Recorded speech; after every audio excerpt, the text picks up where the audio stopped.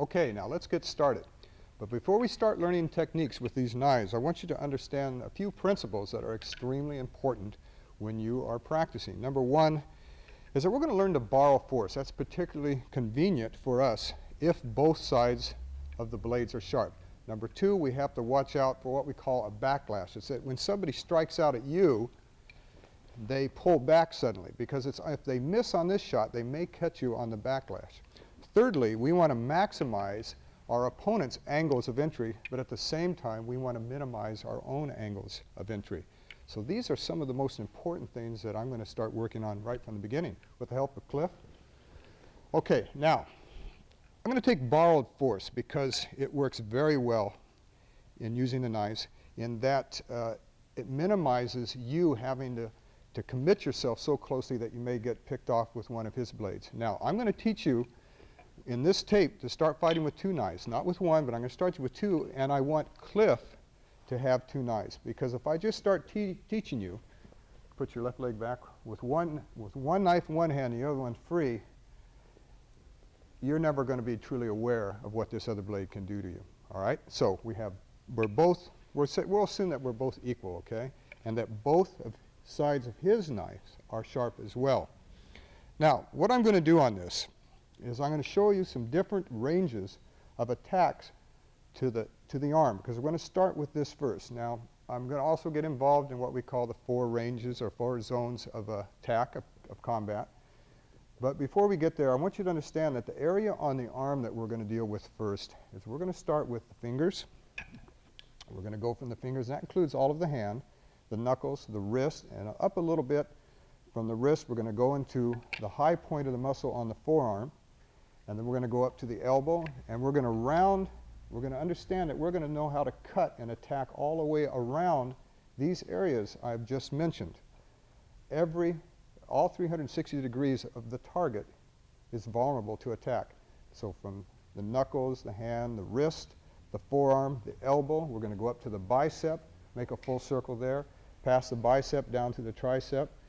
We're also going to go underneath the armpit, come up all the way over the shoulder on the inside as well, and then we're going to go up to the trapezius muscle and then to the neck. And it's obviously we're going to cover 360 degrees as a target around the neck. Now, as we do this, I'm going to always mention these areas of attack on the arm. And as we go along, we're going to look at the leg as the arm. You could say that, well, this is the ankle, this is the knee, and this is the hip. So it's the same. What happens up here is also going to happen down there. So keep that in mind as we go along. Now, first thing I want to do is Cliff has a knife, and I'm going to teach you first how to use the blades tucked under your arm this way. Now, as this conforms to your own wrist, Cliff has decided to thrust or lunge at us with a strike to the throat. All right? We're going to use that as the base technique. Now, as he does that, I can meet that action and borrow that force, and the harder that Cliff pushes, the greater the cut is along the forearm, the wrist, and into the high point of the muscle. Now, when we're doing Kenpo, and in the martial arts, we hit nerve centers, and we hit targets that shock the system. When you're using the blade, you don't always actually have to hit the nerve centers to shock the system, because you're going to cut cartilage, you're going to cut tissue and blood vessels and nerves that attach the different nerve centers throughout the body. So it's almost like cutting the telephone wires and nothing else works. It's the same thing with the body. The knife will cut an area on the arm which will short circuit the entire arm all the way up to the brain. The brain wants to send a message down to hold on to this, but it can't if you've cut those wires. Not only is the nerve getting cut when you're using a knife, but like I said, you're cutting muscles that can't constrict and allow you to even squeeze or hold on to a blade or even keep a hand clenched. So keep this in mind as we go through our techniques. So on this particular attack, Cliff has decided to lunge. Now, as I meet his action, okay, I want you guys, start in a right neutral bow, go ahead, and step off, adjust your line of entry just a little bit so you're in a zone of sanctuary. I don't want you ever straight in line to that blade, because if you miss or your timing is late, You may cut his arm, but you're going to sacrifice your throat for his arm. So to minimize that happening, you slip and you meet. And notice that I bring my other knife up as in check. Now Cliff is going to react to this. If I have cut him hard enough or deep enough, he still may be able to react. Now this part of my knife is still sharp. So what Cliff can do, out of the pain and out of natural instincts, he's going to do what? He's going to pull that arm back. And as he pulls it back, you're going to cut him again. All right, but it's not just good enough to pull your knife out and say, okay, he's cut here, and now he's cut here, because he still has a left hand. He still has feet. He can use his head. He still has weapons. So what we're going to do, as he lunges, we're going to meet that action. As he pulls back, we're going to check with the opposite hand and get another cut this way. If the other blade comes up, then we can use the left hand in the same principle that we used our right hand.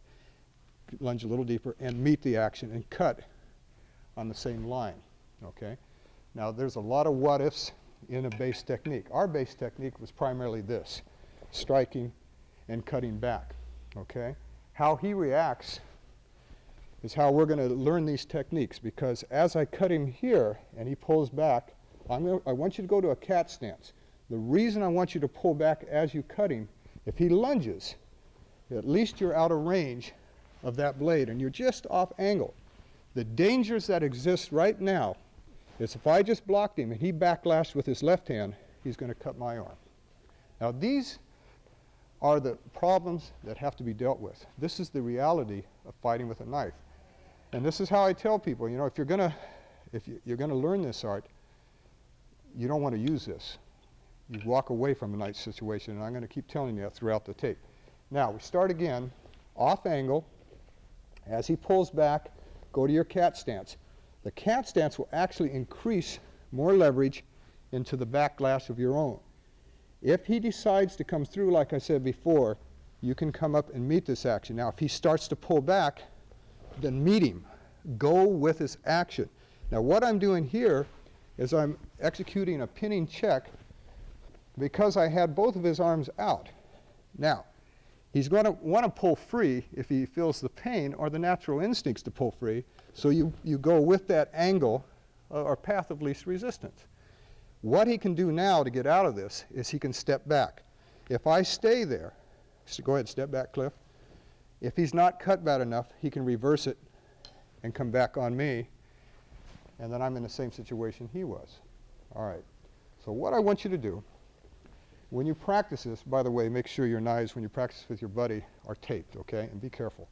As he shifts that blade into me, and I pull back, and I meet his next blade, if I feel him start to pull, okay, then what I've got to do is go with it. If he steps back, step back with him again and keep him in check.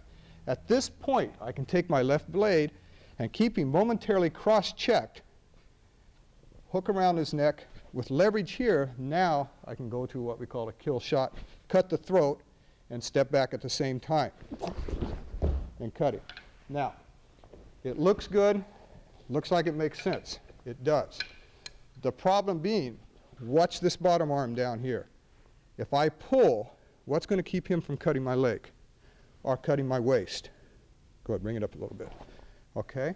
So what I said is that you've got to minimize your angles of entry as well.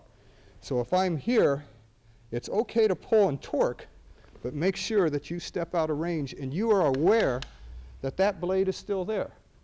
All right, now, thank you, Cliff. What I'm trying to do in this tape right now is get you to understand that you can't afford to slip. You're not fighting barehanded with another barehanded person where his hand just slipped by and happened to hit you on the thigh. Because if you take a blade on the inside, there's a major artery that goes there, that if you open it up and you don't get to the hospital within about 10 minutes, you will die. You'll bleed to death. These are the realities of knife fighting. Okay, Cliff, come on back.